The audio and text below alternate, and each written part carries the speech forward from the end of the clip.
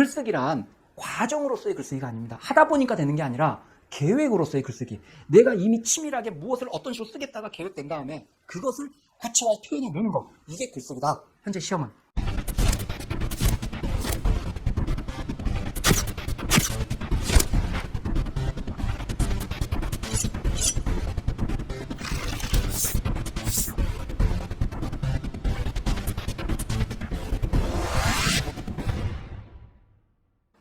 네, 이번 시간에는 논술 글쓰기에 대해서 본격적으로 다뤄보겠습니다.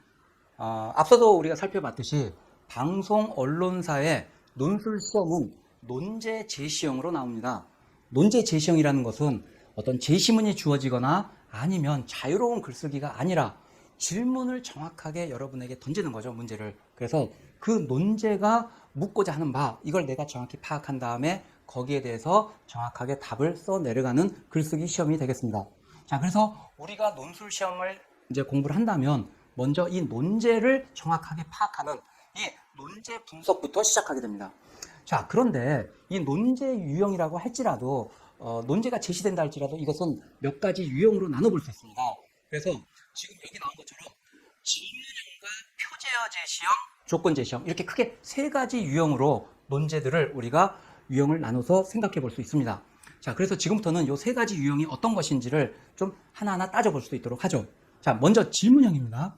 이 질문형은 말 그대로 여러분에게 질문을 던지는 겁니다. 즉, 무엇에 대해서 묻는지 여러분에게 질문을 던지는 식으로 주어집니다. 예를 들어보면 표현의 자유는 반드시 보장되어야 하는가? 이런 식으로 주어지겠죠. 그러면 이것은 무엇을 질문하는지 내가 알기 때문에 거기에 맞춰서 그냥 그것은 어때야 한다라고 답을 하면 됩니다. 그리고 왜 그런지 이렇게 써 내려가면 되겠죠. 자, 또는 이 질문형이라고 하지만 그냥 무엇에 대해서 논하시어도 일반적인 문제 형태이기 때문에 여기에 포함시킬 수 있을 겁니다. 예를 들어서 저출산 고령화 사회에 대해서 우리 사회의 대책에 대해 논하라. 뭔가 이런 것도 질문의 의도, 나에게 무엇을 묻는지가 명확하죠. 이런 경우는 다 같이 질문형으로 볼 수 있을 겁니다. 그리고 이 질문형은 그렇기 때문에 가장 기본적인 문제 유형이다. 이렇게 이해하시면 될 겁니다. 자, 다음으로 볼 게 이 표제어 제시형입니다. 표제어 제시형은 말 그대로 단어만 몇 개 던져주는 거예요. 예를 들면 이렇게 자주 내는 이제 언론사가 일부 있는데 특히 조선일보 같은 경우에 몇 년 전에 보수 이렇게 두 글자 이게 이제 문제입니다. 또는 뭐 인사 아니면 위선과 위협 뭐 또 장문에서 다른 언론사들도 뭐 나무 이렇게 나오기도 하고 봄비 뭐 이렇게 나온다든지 이렇게 한두 글자로 된 그냥 단어를 하나 툭 던져주는 거죠. 자, 그러니까 이렇게 표제어 제시형의 경우가 여러분들이 느끼는 체감 난이도는 사실은 이 질문형보다 훨씬 더 높다고 할 수 있습니다. 왜? 일단 이 표제어가 무엇을 의미하는지를 물론 그 단어가 지칭하는 건 알죠. 그런데 이게 왜 나왔는지를 여러분이 파악하지 못한다면 이것에 대해서 적절한 글쓰기를 할 수 없기 때문입니다. 자, 표제어 제시형에서 주어진 표제어는 그냥 의미 없이 주어진 게 아니라 아무거나 무작위적으로 주어졌다기보다는 실제로 최근에 우리 사회에서 이것이 뭔가 쟁점이 됐기 때문에 이 표제어가 나왔다고 봐야 될 겁니다. 자, 이 얘기는 무슨 말이냐? 결국 여러분이 이 표제어 제시형에서 단어를 딱 봤을 때는 이 단어가 최근에 우리 사회에서 어떤 논란, 이게 화제가 된 적이 무엇이 있지? 라고 이걸 먼저 떠올려야죠. 그러니까 지금 뭐냐면 그 표제어의 시사적 맥락을 파악을 해내는 겁니다. 이게 우선 돼서 제대로만 된다면 여러분은 결국 이 단어를 최근에 어떤 사건과 관련 지어서 결국은 나보고 이것과 관련해서 무슨 얘기를 하라는 거구나 이걸 파악할 수 있겠죠. 그러면 여러분들은 이 문제에 대해서 결국 그 표제어를 가지고서 질문형으로 바꿀 수가 있습니다. 자, 이 문제와 관련해서 예를 들어서 보수다. 그러면 이 보수란 단어가 왜 지금 논제로 나왔느냐? 그 문제가 나올 때 우리 사회의 어떤 보수가 하나의 위기설이 나설 때 그게 나왔거든요. 그러면 이것은 보수의 어떤 위기, 이 속에서 왜 위기를 맞았고 거기서 보수는 어떻게 해야 되는가? 뭔가 이것과 관련돼서 여러분에게 논의를 하라는 거겠죠. 그래서 이런 식으로 표제어를 가지고서 어떻게 질문 문제로 전환을 시켜줘야지만 여러분들이 보다 그 쟁점을 뚜렷이하고 논의의 어디를 무엇에 대해서 논의할지가 명확해질 수 있습니다. 그래서 이 표제어 제시형이 나오더라도 이거는 가장 기본형인 질문형 논제로 전환을 시켜라. 이렇게 말씀을 드릴 수가 있겠습니다. 자, 그 다음으로 우리가 한번 생각해 볼 수 있는 게 이 조건 제시형입니다. 여기서 제가 조건 제시형이라고 말씀을 드린 이유는 아까 뭐 논하시오 이렇게 보통 끝날 경우에도 조건이 붙을 수 있죠. 예를 들어서 뭐 몇 가지 뭐 최근에 우리 상황과 관련해서 우리 사회의 어떤 이슈와 관련해서 어떤 주제에 대해서 논하라 뭐 이렇게 나올 수 있습니다. 그러나 이런 일반적인 논하라는 것 자체를 가지고 조건 제시형이라고 제가 말씀드린 건 아니고 언론사에서 여러분들에게 다소 까탈스러운 문제를 내기 위해서 다소 여러 가지 단서, 조건들을 단 경우를 지금 이렇게 말씀을 붙여서 제가 한번 여러분에게 분류를 해본 겁니다. 예를 들어 한번 보죠. 얼마 전에 나온 문제 중에 이런 게 있죠. 지난 1년간 풍미했던 말의 문화 코드를 통해 대한민국에 대해 논하시오. 이런 문제가 있었습니다. 자, 그러면 이건 뭐냐면 지난 1년간 풍미했던 말을 일단 찾아야 되겠죠. 그러니까 우리 사회에서 뭐가 유행했지? 정치인이나 연예인, 누군가의 말 중에서 또는 어떠한 단어가 아주 회자됐다든지 이런 걸 좀 찾아내야죠. 그 다음에 그 말이 어떤 문화 코드와 연관되는지를 찾아야 되겠죠. 그 다음에 해야 될 것은 그 문화 코드와 관련해서 대한민국을 논하라니까 결국은 우리 사회가 그 문화 코드와 관련해서 어떤 문제가 있고 또 어느 상황에 와 있고 그래서 어떻게 앞으로 이 문제를 우리는 대처해 나가야 되는가 이것에 대해서 여러분이 논의를 하면 됩니다.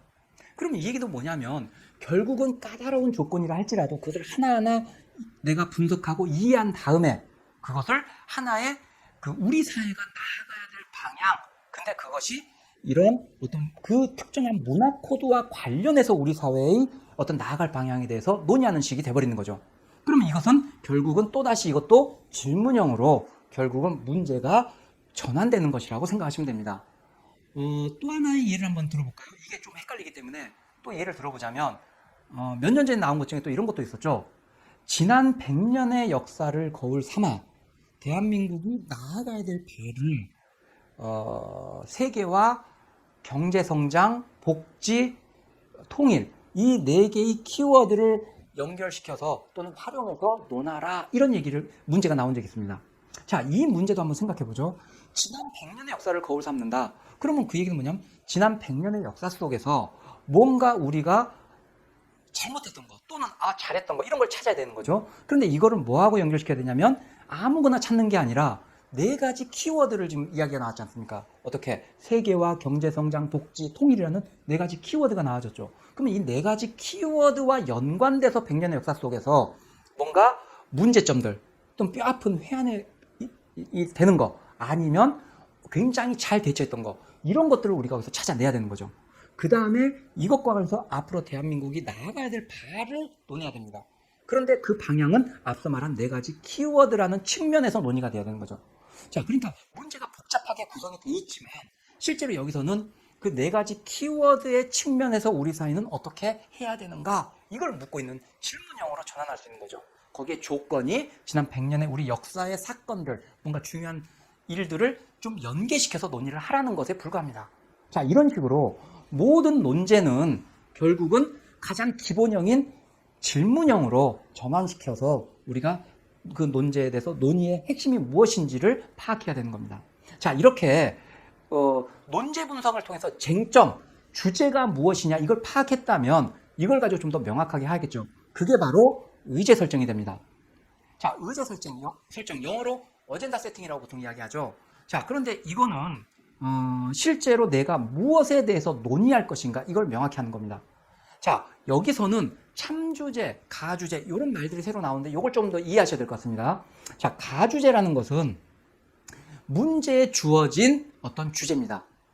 자, 그리고 참주제는 이 논제에서 진짜 그러니까 요구하는 거, 내가 반드시 논의해야 될 진짜 주제가 무엇이냐 말 그대로 그거죠. 자, 그럼 이게 무슨 말이냐 한번 생각해 보죠. 만약에 아까 말씀드렸던 표현의 자유는 반드시 보장돼야 하는가 이렇게 나왔다. 그러면 이거는 겉으로 드러난 주제와 실제 내가 논의해야 될 주제 자체가 일치합니다. 그러니까 이 경우는 가주제와 참주제를 구분할 필요 없이 그거 자체가 참주제가 돼버리는 거죠. 그럼 이때는 따로 무슨 이런 걸 복잡하게 생각할 필요 없지.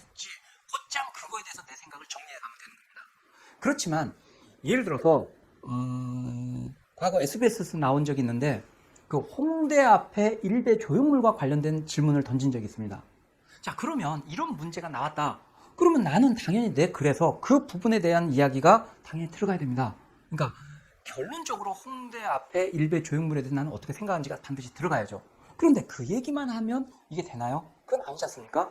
그건 뭐냐면 그 홍대 앞에 일대 조형물에 대한 문제가 결국은 무엇에 대한 문제다. 즉 현상적인 그 하나의 에피소드가 아니라 이 문제는 결국은 뭐냐면 혐오 표현에 대해서 우리 사회가 어떻게 바라봐야 될지 이 문제를 묻고 있는 거죠. 그러니까 이 혐오 표현에 대해서 논의를 해주지 않는다면 이거는 뭔가 현상적인 이야기만 다루고 좀 더 깊이 있게 논의가 전개되지 못한 글이 돼버립니다. 따라서 여러분들이 글을 쓴다면 처음에는 이 홍대 앞에 일베 조형물이 어떤 건지 이 사건에 대해서 써줄 수 있겠죠. 자, 그리고 나서 내가 이야기를 해야 될 것은 그런데 이거는 결국 혐오 표현과 관련된 거고 우리 사회가 어디쯤에 혐오 표현 관련해서 어디쯤에 와 있는지 이 문제가 왜 심각하고 어떤 원인에서 비롯된 건지 그럼 어떻게 극복할 수 있는 건지 뭔가 이런 식으로 논의가 쭉 들어가야죠. 자, 이렇게 혐오 표현에 대해서 내 본론에서는 혐오 표현에 대한 논의가 주가 돼야 됩니다. 자, 그리고 이게 끝난 다음에 마무리 지을 때는 다시 돌아와서 현상적으로 물어봤던 자, 혐오 표현에 대해서 이러하기 때문에 그래서 홍대 앞에 일베 조형물에 대해서는 어때야 된다라고 현상적으로 물어봤던 질문에도 답을 하는 겁니다. 그런데 이것만 하는 게 아니라 그 중간에서는 참주제에 대해서 더 논의가 깊이 있게 들어갔다가 그것을 따져주고 다시 나와주는 거죠. 자, 그러니까 여러분들이 논제를 볼 때는 이게 가주제, 주어진 논제를 보면서 이게 가주제인지 또는 이것이 참주제일 수 있는지 이걸 따져야죠. 그게 차이가 난다. 그러면 진짜 참주제가 무엇일까? 나는 무엇에 대해서 논의를 해야 되는지 이거를 정확히 찾아내야 되는 겁니다. 이게 바로 핵심 논의사항을 명확히 하는 것이고 그게 바로 의제 설정을 올바로 해내는 겁니다. 자, 지금 앞부분 요 얘기하면서 생각보다 시간이 많이 걸렸어요. 제가 왜 이걸 길게 이야기하냐면 실제로 제가 오프라인에서 이렇게 강의를 하다 보면 많은 학생들 어느 정도냐면 전체 과반수 또는 3분의 2 정도의 학생들이 이 논제 분석에서 의제 설정하는데 여기에서 실패합니다. 이거 별거 아니거든요. 사실 여러분들 생각할 때도 무슨 논제 분석 그거 읽고 이해 못할 것 같지 않습니까? 그런데 실제로 이것에서 의제 설정이 올바로 안 돼버리면 사실은 엉뚱한 논의라는 거지 않습니까? 그런데 실제로 절반 이상, 최소한 과반의 이상의 학생들이 실제로 논제 분석에서 실패를 하고 있습니다. 아무리 이걸 지적하면 저도 그거 알아요. 그러네요? 라고 다 이야기를 해요. 그런데 그럼에도 불구하고 또 반복돼요. 그러니까 실제 여러분들이 이 부분에서 제가 굳이 이렇게까지 지금 말씀드리는 이유는 뭐냐면 문제 분석, 저도 당연히 문제 읽어보고 고민하고 그 다음에 넘어갑니다. 아니요, 그거 가지고 부족합니다. 좀 더 여기다 신경 쓰세요. 예를 들어서 여러분이 지난 시간 말씀드렸듯이 60분에서 90분 정도 시험을 본다면 대부분 학생들이 1, 2분 읽어보고 나서 그 다음 넘어간다는 얘기예요. 근데 그게 아니라 최소한 이 논제 분석에서 의제 설정까지 있지 않습니까? 여기까지를 최소한 10분 정도는 하려 주시라는 얘기죠.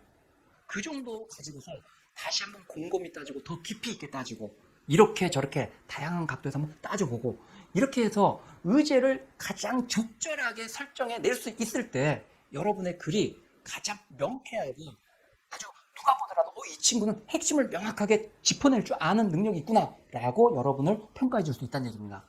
다시 한번 말씀드리지만 여기서 논제 분석에서 의제 설정까지 이 부분을 여러분이 조금 과하다 싶을 정도로 여기에 좀 신경을 쓰고 시간을 투자해 주시라는 그 말씀을 드립니다. 여러분의 구독과 좋아요는 제가 영상을 제작하는 데 큰 힘이 됩니다.